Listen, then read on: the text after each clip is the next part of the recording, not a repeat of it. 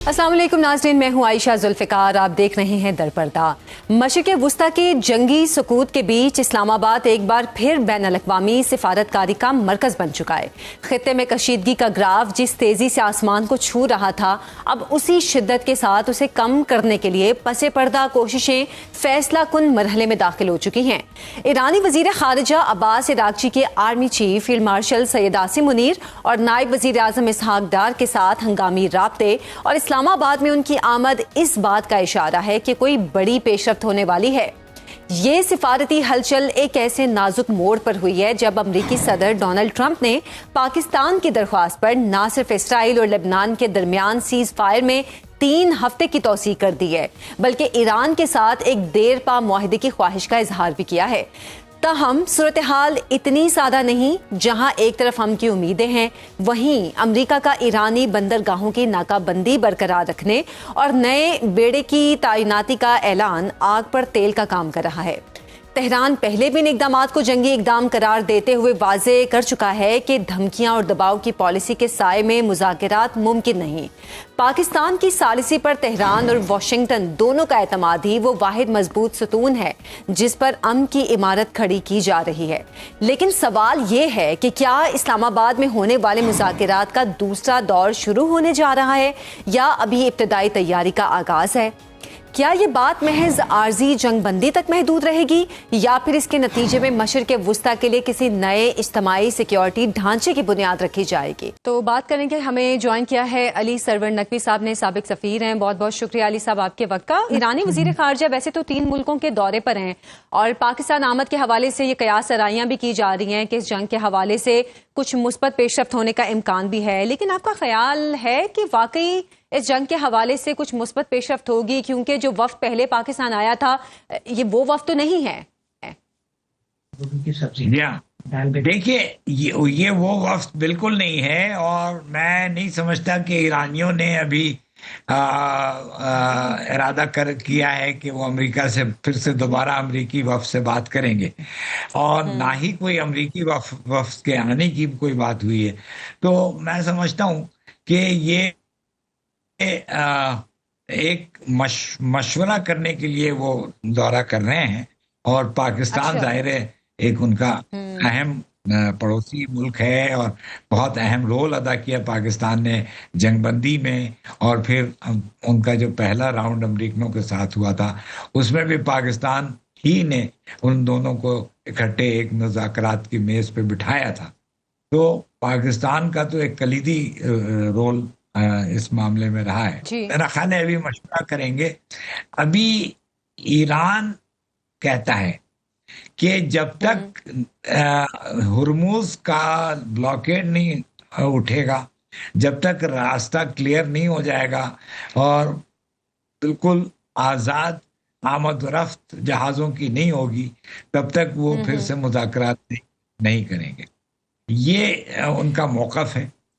लेकिन नकवी साहब, अमेरिका जिस तरह कह रहा है, अमेरिकी सदर ट्रंप ने गुज़श्ता रोज जिस तरह कहा कि ईरान बमबारी से ज्यादा ब्लॉकेज से परेशान है, तो इसका मतलब उनको ईरान की जो दुखती रग है उसका पता चल गया है, तो वो इतनी आसानी से तो ब्लॉकेज नहीं हटाएगा। पहले तो ट्रंप ने कहा था कि देखिए हमें फर्क नहीं पड़ता है हुर्मुज में क्या हो रहा है, क्योंकि अमेरिका की तिजारत तो हुर्मुज के जरिए नहीं है। तो ट्रंप तो मुख्तलिफ बातें करते हैं। ये सही है कि उनके ब्लॉकेट की वजह से हुर्मुज में आमद-ओ-रफ्त नहीं हो पा रही है, तिजारत नहीं हो पा रही है। लेकिन एक जहाज गुजरा था और ईरान को उसने वो मुआवजा भी दिया, वो टैक्स भी दिया। जी जी। तो मैं समझता हूँ कि अमेरिका ने अगर दुखती रग पकड़ी है तो उससे उसको फायदा कोई नहीं है, क्योंकि अमेरिका एक डील चाहता है। अमेरिका इस जंग का खात्मा चाहता है जल्द अज जल्द। तो उससे क्या उसको फर्क पड़ेगा अगर वो वहां पे रोके रहेगा, तो वो समझता है ईरान पे इसका दबाव पड़ेगा। लेकिन ईरान उस किस्म का मुल्क नहीं है कि दबाव में हार मान जाए। ईरानी बड़ी दिलेर कौम है, लड़ते रहते हैं, आखिर तक लड़ते रहेंगे। और ये तो नकवी साहब, एक क्या स्टेलमेट। क्या वो डील, क्या अमेरिका जो आप कह रहे हैं डील चाहता है, क्या वो डील इस एक हफ्ते में हो जाएगी? क्योंकि इस एक हफ्ते के बाद अमेरिकी सदर ने कांग्रेस से भी मंजूरी लेनी है जंग के हवाले से, तो क्या मुमकिन है इस एक हफ्ते में वो डील हो जाए? आ, अब अमेरिका के ख्वाहिश के मुताबिक हर चीज तो नहीं होगी। ईरान ने एक स्टैंड लिया हुआ है कि जब तक वो हुर्मुज का ब्लॉकेड नहीं खत्म होता है तब तक मुज़ाकरात वो नहीं करेगा। तो ये ईरान को, अमेरिका को मानना पड़ेगा कि वो उसकी जो ये शर्त है वो उसको उसको मीट करे। अच्छा देखिए, बात यह है कि अभी तो किंग चार्ल्स का अमेरिका का दौरा होने वाला है, बर्तानिया के बादशाह का। और उसके जी बाद जी। 14 मई से ट्रंप को चीन जाना है। तो प्लस ट्रंप को अंदरून मुल्क बड़ा दबाव है। यानी तीन चीजें अमेरिका में बहुत काउंट करती हैं। एक, कि गैस की प्राइस गैस स्टेशन पे क्या है, जो हम आम जी। अमेरिकी जो पैसे दे रहा है कितने दे रहा है। दूसरे, स्टॉक मार्केट की रेटिंग, उसमें स्टॉक मार्केट की क्या इस वक्त रीडिंग है, उसकी शेयर्स की क्या वैल्यू है। और वो वैल्यूज अगर गिरने लगती है तो अमेरिकन बड़े परेशान होते हैं। तीसरी चीज है सदर की अप्रूवल रेटिंग। उस जो आम पब्लिक में रोज वहां पे रेटिंग ली जाती है कि पब्लिक इनके बारे में क्या सोच रही है, तो वो भी बहुत नीची जा चुकी है। और किसी भी सदर के इतने नहीं। तो ये तीन जो फैक्टर्स हैं, उसके अलावा कांग्रेस में इसके खिलाफ इख्तलाफ बढ़ता जा रहा है और सेनेटर्स, रिपब्लिकन सेनेटर्स तक उसकी क्रिटिसिज्म कर रहे हैं। तो अमेरिका को अंदरून मुल्क बड़ा दबाव है कि जंग जल्द खत्म करे। अच्छा नकवी ईरान, साहब, आपके ख्याल में जो ये दो दौरे हैं, एक बरतानवी बादशाह का दौरा अमेरिका का और दूसरा अमेरिकी सदर का दौरा चाइना का, इस माहौल में जबकि बरतानिया ने इस जंग में साथ देने से इनकार किया और दूसरी जानिब चीन ईरान के साथ है, तो ये दौरे क्या इम्पैक्टफुल होंगे? हाँ बिल्कुल, ये दौरे जो हैं इसमें भी अव्वल तो बादशाह भी उनको राय देगा, क्योंकि बरतानिया की हुकूमत का जो केयर स्टारमर का जो बयान था कि we have nothing to do with this war, उसने ये बयान दिया है। तो अब वो किंग चार्ल्स भी यही आके कहेगा। अच्छा, खास तौर पे चीन ईरान का इत्तेहादी है, साथी है। तो चीन तो कहेगा कि ये ईरान से जल्दी तय करो, तस्फिया करो बिल्कुल बिल्कुल। और हालात को नॉर्मल लाओ, हुर्मुज को खोलो, ताकि तजारत, दुनियावी तजारत पूरी बराबर से होने लगे। तो मैं समझता हूँ कि अमेरिका जल्दी चाहेगा कि इस जंग का खात्मा हो और मुज़ाकरात हो। मुज़ाकरात के कई स्टेजेस हो सकते हैं। जौहरी प्रोग्राम के बारे में एक स्टेज पे कुछ बातें होंगी, कुछ तय होगा, कुछ जी। नहीं तय होगा। और दूसरे, हुर्मुज के बारे में बातें होंगी। तीसरे, ईरान के ऊपर जो सैंक्शंस हैं, जो उसकी पाबंदियां हैं, जो उसके पैसे फंसे हुए हैं, वो सारे डिस्कस होंगे और सॉर्ट आउट होंगे। तो मुज़ाकरात तो अगर होती भी है तो एक और राउंड नहीं बल्कि कई और राउंड होने पड़ेंगे मेरे ख्याल में। अच्छा नकवी साहब, बैनुल-अक़वामी सिफारतकारी में बंदरगाहों को ब्लॉक करने जैसे इक़दामात को किस तरह देखा जाता है? क्या ये मुज़ाकरात को आगे बढ़ाने या मामलात को हल करने के लिए रुकावट नहीं है? बिल्कुल है, लेकिन इसके बैनुल-अक़वामी कवानीन भी बने हुए हैं। इंटरनेशनल लॉ के तहत जो अच्छा। पनामा कैनाल और सुएज कैनाल, उसमें लेवी या टैक्स लगाया जा सकता है, और वो पनामा लगाता है, इजिप्ट, मिस्र लगाता है। लेकिन जो हुर्मुज है और मलाका, ये दो जो हैं ये नेचुरल वाटरवेज हैं। ये किसी मैन मेड नहीं है, लोगों ने, पब्लिक ने, इंसान ने नहीं बनाया। तो यहाँ पे फ्री वाटरवे है। ये दो जो आबला हैं वो मुफ्त हैं, फ्री हैं। इसमें से आम तरफ हो सकती है सबकी, बगैर किसी वो देने क्या कहते हैं मालगुजारी देने की। तो ये बैनुल अक़वामी कानून है, लेकिन ईरान बैनुल अक़वामी कवानीन तो अब कहीं माने ही नहीं जा रहे। तो ईरान कहता है कि हम इसके ऊपर लेवी लगाएंगे, टैक्स लगाएंगे जब जहाज गुजरेंगे। तो उसका एक वो ओमान के साथ, ईरान और ओमान के दोनों मुल्कों के सरजमीन के बीचम बीच ये जाती है नहर। सही। तो वो कहते हैं कि वो दोनों मिलके एक कोई ज़ाब्ता लाएअमल बनाएंगे जिसके तहत सम रेगुलेटरी सिस्टम जिसमें रेट्स जहाज़ों के रेट्स वगैरह लगा दिए जाएंगे। और अभी एक जहाज गुजरा है जिसके पैसे ईरान को आ गए हैं। तो ठीक है, बहुत बहुत शुक्रिया अली सरवर नकवी साहब हमारे थे। अभी एक ब्रेक से वापस आएंगे, हमारे साथ रहिए। एक बार फिर से आपको प्रोग्राम में खुश आमदीद कहते हैं। और जंग जिस नहज पर पहुंच चुकी है, यकीनन पाकिस्तान भी इससे बहुत मुतासिर हो रहा है, पाकिस्तानी सियासत भी इससे मुतासिर हो रही है। अंदरूनी और बैरूनी तौर पर हम इस जंग से किस तरह मुतासिर हो रहे हैं, या हमारा सियासी तबका इस हवाले से क्या सोचता है, और इसके आने वाले दिनों में क्या हमारे मुल्क पे भी असरात हो सकते हैं, इस पर हम बात भी करेंगे। हफीजुल्लाह नियाजी साहब ने हमें ज्वाइन किया है, सीनियर तज्जियाकार है। बहुत बहुत शुक्रिया नियाजी साहब आपके वक्त का। अब्बास इराक्ची 3 मुल्कों के दौरे पर आ रहे हैं, पाकिस्तान भी आएंगे, मस्कत भी जाएंगे और इसके अलावा मॉस्को भी जाएंगे। लगता है कि ये जंग बंदी के हवाले से उनका अहम दौरा हो सकता है, या हम ये कहें कि हम बहुत ज्यादा खुश फहम हैं इस मामले में कि उनका ये दौरा जंग बंदी की बातचीत के लिए ही है? लेकिन इसमें कोई खुशफहमी की या ज्यादा कोई गलत फहमी की जरूरत नहीं है। ये जितने दौरे ये सारे के सारे का ताल्लुक जो है मुज़ाकरात से ही है। अब ईरान ला रहा है कि उसने एक स्टैंड लिया हुआ है, बड़ा जस्ट स्टैंड लिया हुआ है कि जब तक नाकाबंदी नहीं खत्म होगी, इसको उन्होंने एक्ट ऑफ वॉर डिक्लेयर कर दिया है। उनके जो सिपह सलार है पाकिस्तान जो इनकलाब है, तो उन्होंने भी ये कहा कि ये जो है अगर हमारी बंदरगाहें बंद होगी तो फिर खित्ते में कोई बंदरगाह नहीं खुलेगी। फिर उन्होंने उनके अली बाकर मोहम्मद बाकर कलबाफ जो है, उनका भी बयान है कि ये एक्ट ऑफ वॉर है। उन्होंने 2 दफा दोहराया है। फिर एक उनका और उनके जो स्पोक्स पर्सन है नेशनल सिक्योरिटी काउंसिल के और जो सेक्रेटरी जनरल उनको सेक्रेटरी बताया गया, उन्होंने कहा जी कि हमारे पास बहरे अहमर के अंदर भी हमारे जो ज़ाहिर है कि वहाँ पे बाब मंदीब है, वहाँ स्टेट ऑफ मंदीब है, बिल्कुल यही एग्जैक्टली यही नक्शा पेश कर रही है जो अपनाए हॉर्मुज़ पेश कर रही है।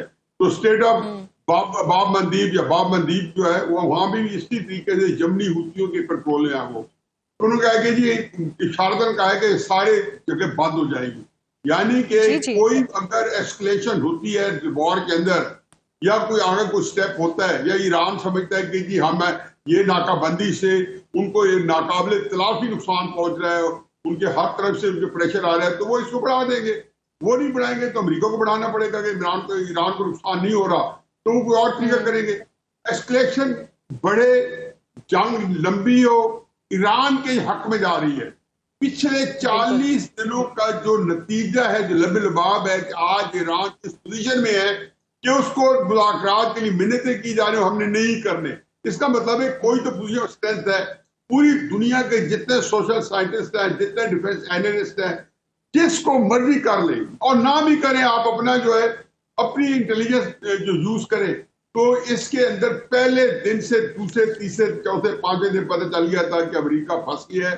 उसके जो 4 ऑब्जेक्टिव थे, जिसमें उन्होंने रजीम चेंज करना था, जिसमें उन्होंने न्यूक्लियर जो यूरेनियम की आफजूदगी थी उसको खत्म करना था, जिसमें उनके जो एसिड से असासे हैं, हुती है, हिजबुल्ला है, हमास है, उनको खत्म करना था, और एक उनका मिसाइल प्रोग्राम खत्म करना था। चारों में से एक भी नहीं अचीव किया।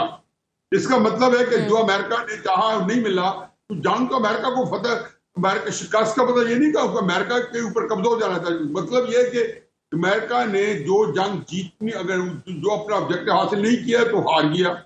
ईरान कहीं एक सर्वाइवल की जंग थी, अगर उन्होंने अपने आप को बचा लिया, उनकी ये बका की जंग थी। तो अगर वो बच गए हैं, उन्होंने अपने आप को बचा लिया, तो इसका मतलब है कि ईरान जीत चुके। चुनाचे यही वजह है कि ईरान की टर्म्स हैं जब ये आ रहे थे पाकिस्तान आ रहे थे, जेडी वैंस या बिटकॉफ या जैरेड कुशनर आ रहे थे, तो उन्होंने कहा ये ईरान के 10 पॉइंट पे जाके गुफ्तगू होगी। ट्रंप की ट्वीट आई थी, तो इसका मतलब है कि ईरान के पॉइंट जो 10 पॉइंट थे जो पाकिस्तान के थ्रू को मिले थे, उसके ऊपर गुफ्तगू हो रही थी। अब बाकी जो होते हैं जी की जो गुफ्तगुएं होती हैं वो एक अरसे से चल रही होती है। जब वो पाकिस्तान आए थे तो उससे पहले बहुत सारी चीजें किसी न किसी मुल्क में किसी न किसी जगह पे तय हो रही होंगी। मतलब चाइना के अंदर जब डॉक्टर साहब गए थे, वहां भी कोई एक स्क्रिप्ट तैयार हुआ होगा। जो 3 जो फॉरेन मिनिस्टर आए थे डॉक्टर साहब के चाइना जाने से पहले, इराक का, तुर्की का और सऊदी अरेबिया का, तो उसमें भी जो चीजें तय हुई थी उसमें चाइना के वो लगता था कि चाइना चैनल चल रहा है कि वो आए, उन्होंने प्रपोजल बनाई, डॉक्टर साहब चाइना लेके गए, चाइना से प्रपोजल वेट कराई और फिर जाके ईरान और अमेरिका को पेश कर दी। तो ये सारे बंदे इन्वॉल्व होते हैं। तो मेरा ख्याल है कि जो इराकी साहब आ रहे हैं, अब्बास साहब पाकिस्तान में, तो इसका कोई ना कोई तलक मुज़ाकरात से होगा, लेकिन उस तरह नहीं होगा जो।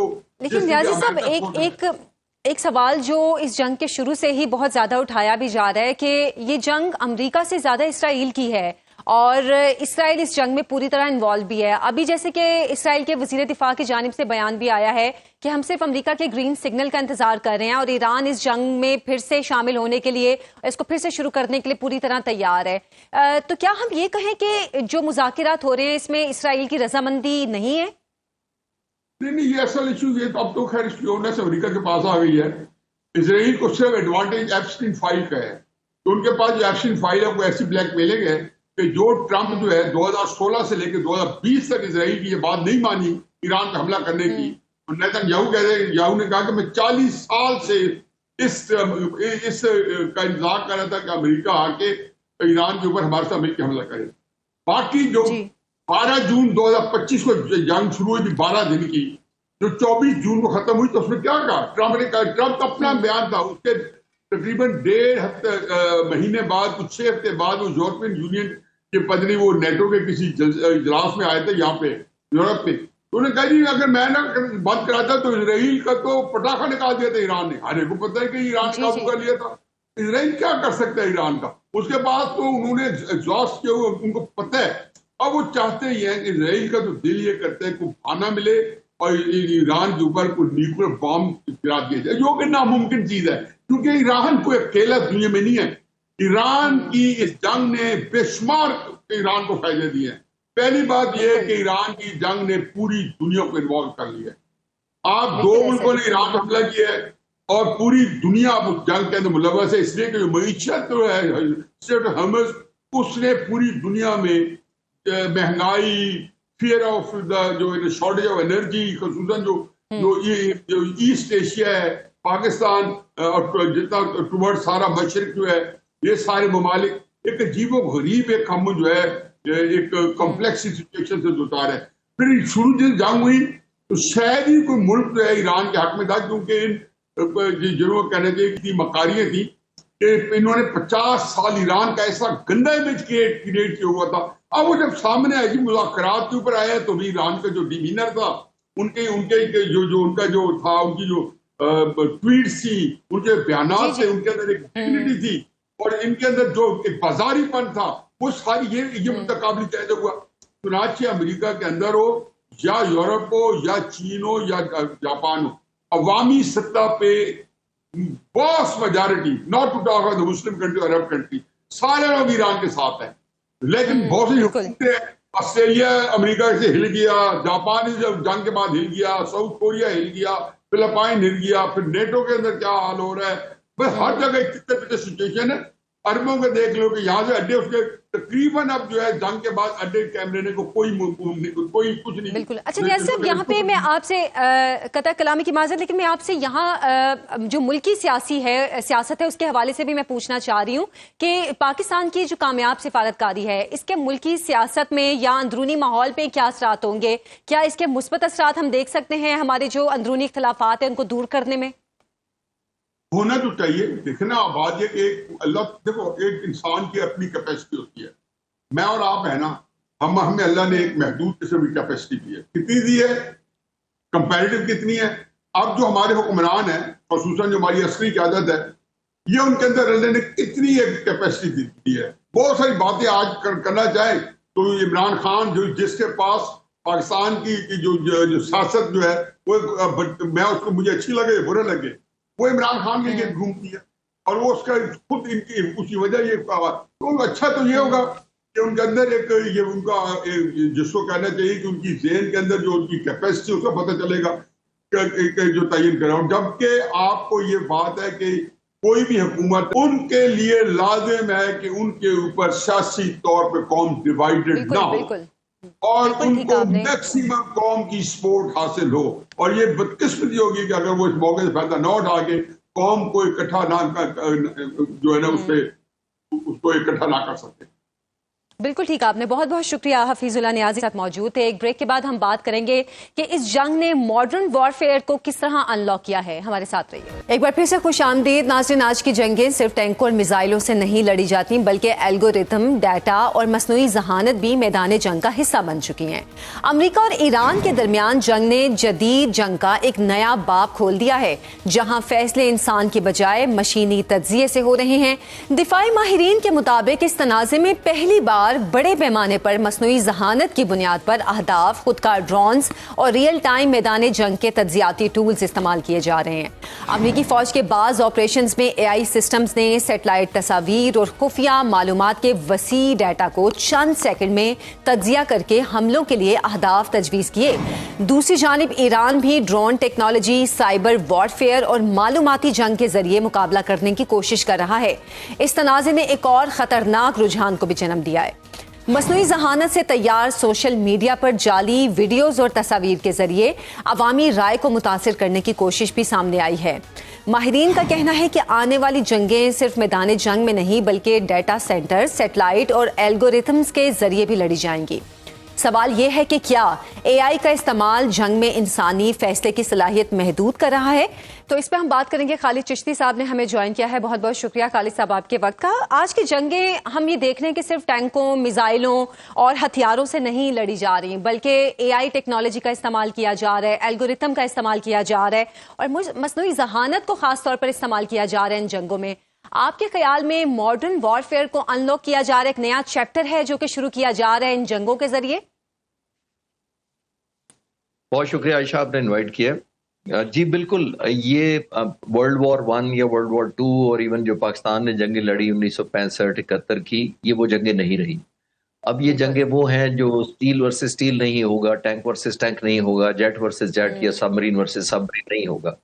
आने वाली जंगें वो जीतेगा जिसके पास एक एनेबलिंग एनवायरनमेंट क्रिएट करने की कैपेसिटी होगी, जिसका मतलब ये है कि जिसके पास इंफॉर्मेशन ज्यादा होगी, जिसके पास डाटा ज्यादा होगा, जो इंटरफेरेंस दे सकता है इलेक्ट्रॉनिक वॉरफेयर या किसी और तरीके से दुश्मन के डिसीजन मेकिंग लूप को या स्लो कर सकता है, डाइवर्ट कर सकता है या मिसलीड कर सकता है, नंबर 1।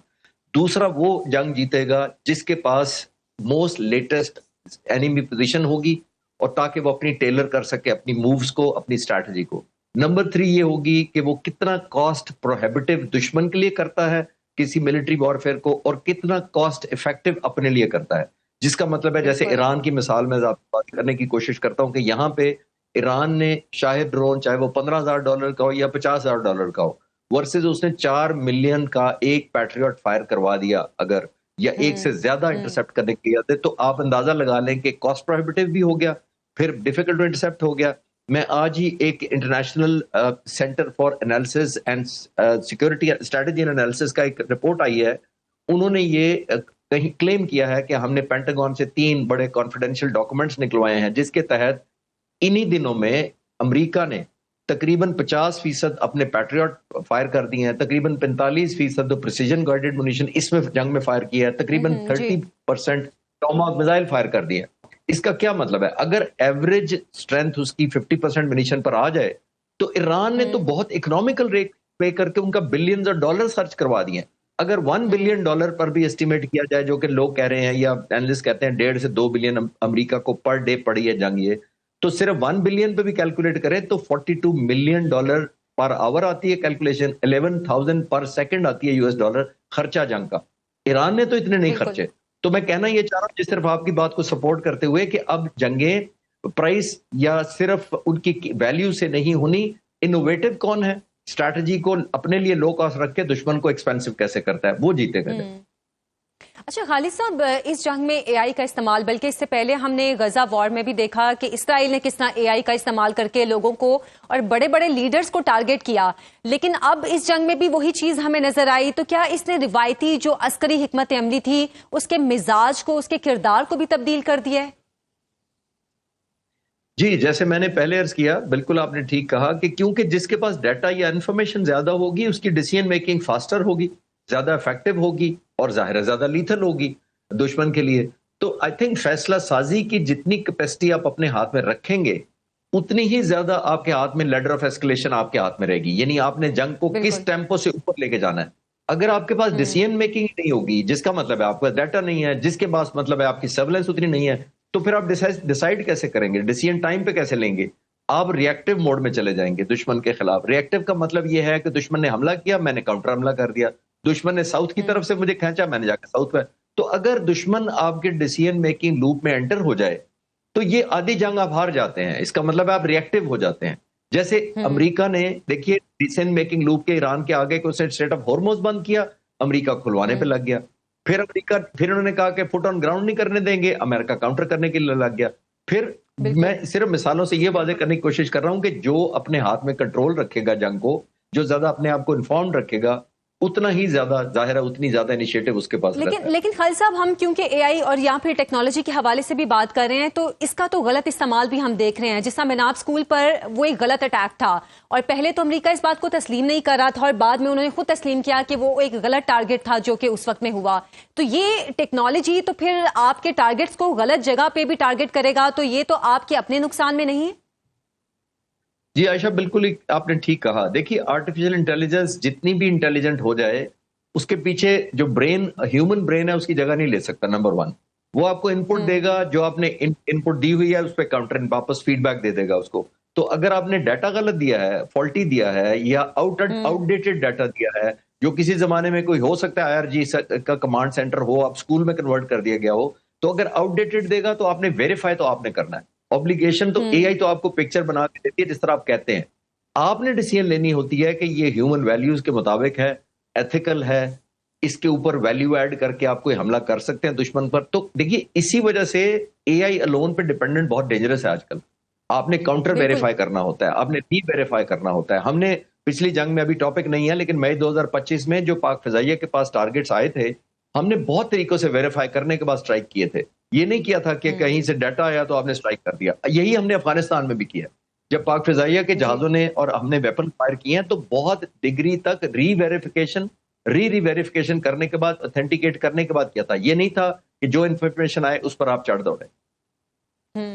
अच्छा खालिद साहब, अभी आपने जैसे कि हवाला भी दिया 2025 की पाकिस्तान इंडिया वॉर का, उसमें भी पाकिस्तान ने जदीद टेक्नोलॉजी का इस्तेमाल किया था और इंडियन सिस्टम को हैक किया था। और अब इस जंग में भी हम इस तरह की सूरत हाल देख रहे हैं। हैकिंग का अमल भी बहुत ज्यादा जंगों में शामिल हो गया है। तो हम ये कह सकते हैं कि सॉफ्टवेयर ने हार्डवेयर की जगह ले ली है?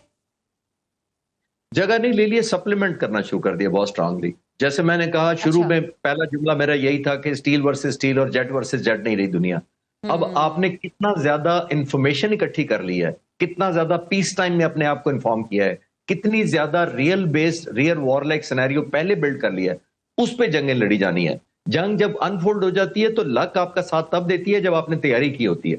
ये नहीं होता कि आपने बटन दबाया। हमारे पायलट्स ने जो 8 जहाज मारे थे हिंदुस्तान के, ये तो नहीं था कि किस्मत अच्छी थी उस रात, वो गए रात को 12:30 बजे उन्होंने बटन दबाया तो मिसाइल लग गए। ऐसा नहीं होता।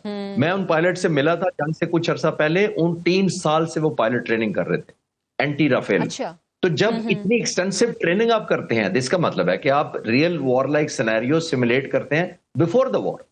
तो जो भी कोई एंटिसिपेट करेगा, जैसे मैंने कहा, डाटा इकट्ठा करेगा, वेरीफाई करके अपना स्ट्रेटजी बनाएगा, उतना ही विक्टोरियस होगा और उसकी तरफ बेनिफिट्स और जंग का तवाज़ुन उसके हक में पलट जाएगा।